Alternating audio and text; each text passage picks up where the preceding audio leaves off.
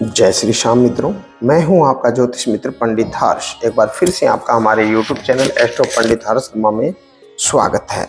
बड़े ही सरल तरीके से ज्योतिष को जानेंगे और समझेंगे। मित्रों, आज का हमारा चर्चा का विषय रहने वाला है पूजा पाठ करने से हमें क्या मिलते हैं फायदे। जानेंगे इसकी संपूर्ण जानकारी, जानते हैं इसी के विषय में। तो आइए शुरू करते हैं। पूजा पाठ करने से हमें क्या फायदा। मित्रों, कोई भी साधक अपने इष्ट के निरंतर नाम जप से यही अनुभूति का आभास करता है, जो इस प्रकार से हैं। शरीर में हल्कापन और मन में उत्साह होता है। मित्रों, शरीर में से एक विशेष प्रकार की सुगंध आने लगती है। जो व्यक्ति भगवान का नाम जप करता है, पूजा पाठ करता है, त्वचा पर चिकनाई और कोमलता का अंश बढ़ जाता है। तामसिक आहार विहार से घृणा बढ़ जाती है और सात्विक दिशा में मन लगने लगता है। मित्रों, स्वार्थ का कम और परमार्थ का अधिक ध्यान रखता है। नेत्रों में तेज झलकने लगता है। किसी व्यक्ति या कार्य के विषय में वह जरा भी विचार करता है तो उसके संबंध में बहुत सी ऐसी बातें स्वयं में प्रतिभाषित होती है जो परीक्षा करने पर ठीक निकलती है। मित्रों, दूसरों के मन में भाव जान लेने में कतई देर नहीं लगती है। मित्रों, भविष्य में घटित होने वाली बातों का पूर्वाभास होने लगता है। शाप या आशीर्वाद सफल होने लगते हैं। अपनी गुप्त शक्तियों से वह दूसरों का बहुत कुछ लाभ या बुरा कर सकता है।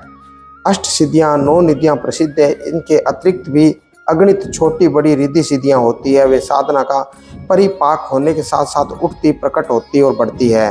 किसी विशेष रिद्धि की प्राप्ति के लिए चाहे भले ही प्रयत्न ना किया जाए, पर युवावस्था आने पर जैसे यौवन के चिन्ह अपने आप प्रस्फुटित हो जाते हैं, उसी प्रकार साधना से परिपाक के साथ साथ सिद्धियां अपने आप ही आ जाती है। मित्रों, उनका व्यक्तित्व आकर्षक, नेत्रों में चमक, वाणी में बल, चेहरे पर प्रतिभा, गंभीरता, स्थिरता होती है, जिससे दूसरों पर अच्छा प्रभाव पड़ता है। जो व्यक्ति उनके संपर्क में आते हैं वे उनसे काफी प्रभावित हो जाते हैं तथा उनकी इच्छा अनुसार आचरण करते हैं। मित्रों, जो साधक को अपने अंदर एक देवी तेज की उपस्थिति प्रतीत होती है, वह अनुभव करता है कि उसके अंतःकरण में कोई नई शक्ति का काम कर रही है।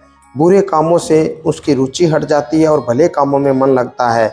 कोई बुराई बन पड़ती है तो बड़ा खेद और पश्चाताप होता है। सुख के समय वैभव में अधिक आनंद ना होना और दुख, कठिनाई या आपत्ति में धैर्य नहीं खोते, यह उनकी विशेषता होती है।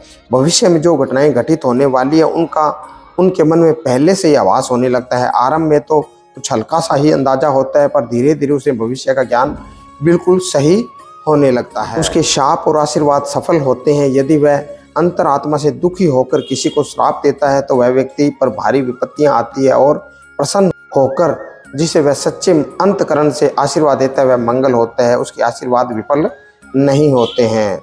वह दूसरों के मनोभावों को देखते ही पहचान लेता है। कोई व्यक्ति कितना ही छिपावे, उसके सामने छिपते नहीं है। वह किसी भी गुण, दोष, विचारों तथा आचरणों का पारदर्शी की तरह सूक्ष्म दृष्टि से देख सकता है।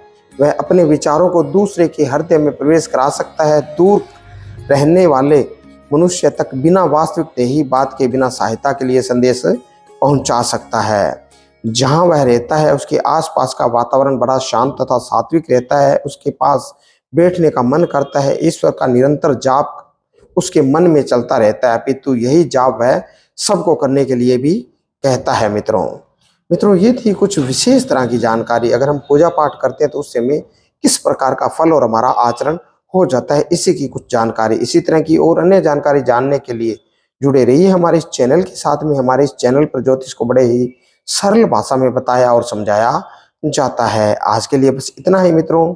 जय श्री श्याम।